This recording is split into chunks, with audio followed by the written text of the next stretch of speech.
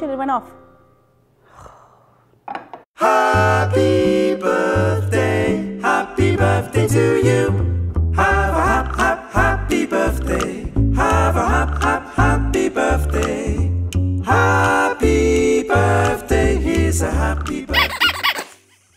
It's my birthday. Cravings Food Adventures is celebrating 5 years on YouTube. This has been such a fun and exciting journey. Today, to celebrate, we're making red velvet dhokla. Now, dhokla is made of lentils, either a paste or a flour, or it can also be made with semolina. Today, I'm making what I call a red velvet dhokla. The red part is going to be flavored with beetroot, and the white icing on the top is going to be enhanced with coconut. This recipe is incredible. Before I go any further with this recipe, do make sure that you subscribe to my channel. I upload a ton of videos every week, so make sure that you're subscribed. Also ring the bell, that's YouTube's new bell icon. That will notify you every time I upload a new video. Now let's get started. As I mentioned before, we will be using semolina for this recipe.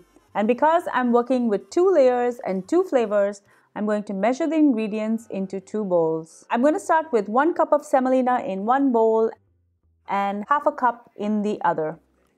Semolina is durum wheat, and it's often used as a base for dried products such as couscous, which is made by roughly mixing 2 parts of semolina with 1 part of durum flour. I'm also going to add 1 and a half teaspoon of salt respectively in the 2 bowls. I've beaten up some plain yogurt, and I'm going to add a half cup and quarter cup respectively. Give this a good mix. It'll look a bit dry as that semolina soaks up all of the moisture from the yogurt. So I'm going to add some water just to get a good consistency going where I can mix it without too much of a resistance. To the first bowl, I'm going to add a teaspoon of chili powder followed by half a cup of pureed beets. Mix this well. Now, doesn't this color look amazing? If it looks a bit dry, add a little bit more water to get it going. Just keep working on it as we don't want any white streaks in our dhokla. Once this is mixed up, it's time to add a quarter cup of coconut puree to the other bowl. For this, I just took some frozen shredded coconut, I defrosted it, and I ran this through my food processor. If you don't want it smooth, you can totally skip this step.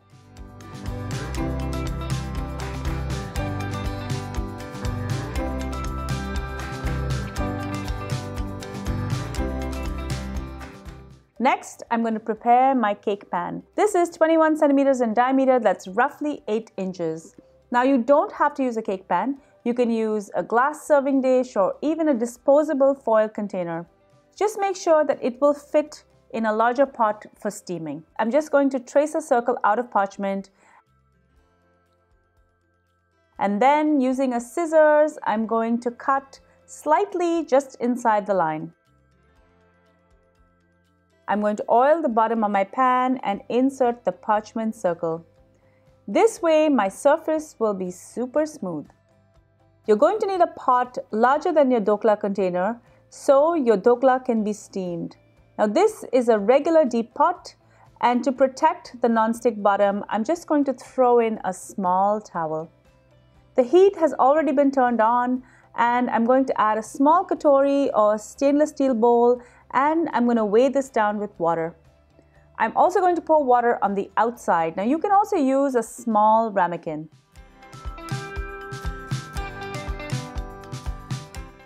Cover this and allow the pot to build steam.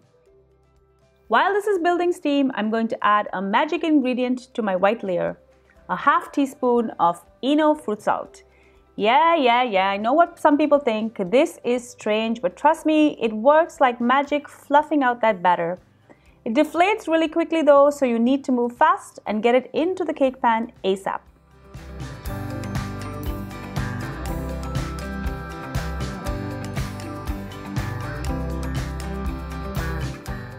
I'm going to spread this out and add it to my steamer immediately.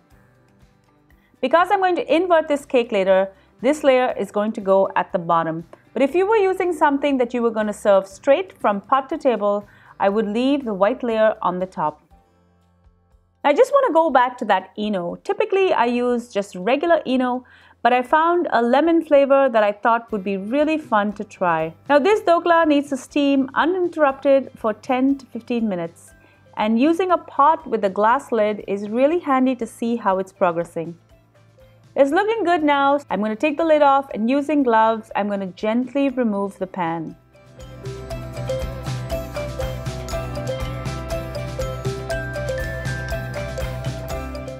The icing layer is done, and it's now time for the red velvet part. This is double the quantity, so I'm going to add 1 teaspoon of Eno fruit salt. I'm going to mix it in quickly, and then I'm going to gently spread it over the white layer. If you need to add more water to your steam, add it, and when there's enough steam built up, add the cake pan back in. I'm now going to cook this for 15 to 17 minutes. This is now looking amazing. I'm just going to carefully take it out and allow it to cool.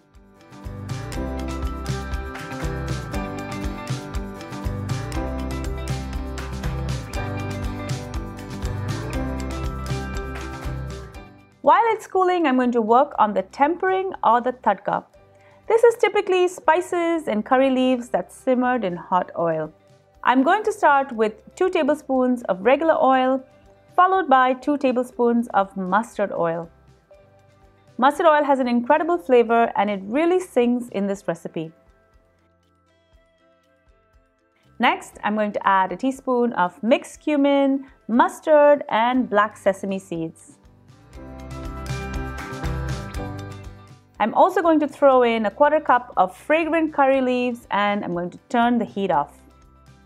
The dhokla is now cool, and I'm going to run a knife along the sides to free it.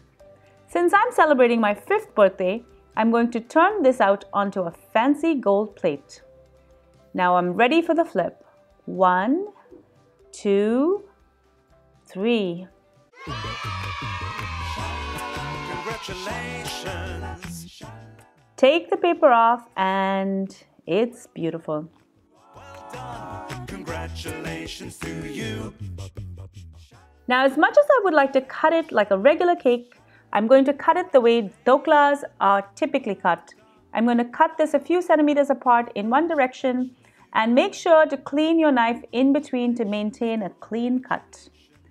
Congratulations, congratulations, congratulations. Well done, well done. Next, I'm going to cut in the other direction. Congratulations, congratulations. Well done, well done. Finally, I'm going to add the tadka over the top, and cutting the dhokla ensures that the tadka trickles right into those little cubes. This looks stunning. It's party time. Time to light up the candle and celebrate. Happy birthday. Happy birthday. Thank you from all of us at Cravings Food Adventures for being part of our 5-year journey. Now pick up a piece and enjoy.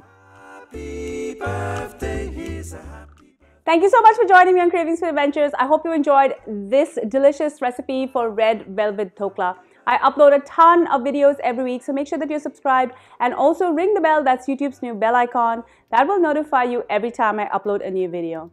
Now, if you've been following me for a while, thank you so much for your support. And if you're new, please do subscribe, as well as share my channel and my videos with your family and friends so I can hit 50,000 subscribers this year.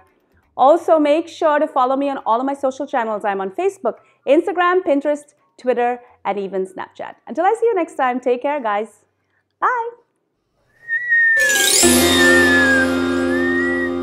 Oh shit, it went off.